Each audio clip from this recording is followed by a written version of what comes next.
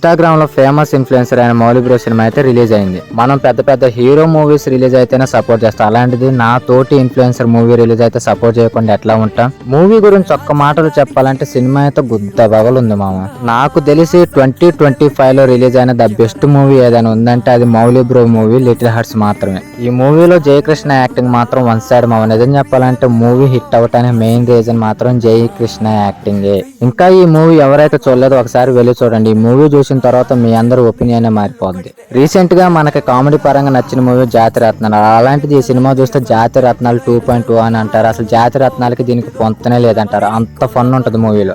మన దగ్గర talent hard work ఉంటే మనం ఏ స్టేజ్ లో ఉన్నా సరే మూవీ సెట్ అవ్వడానికి మెయిన్ ఎగ్జాంపుల్ సెట్ చేసింది అయితే మౌలి బ్రో మాత్రమే.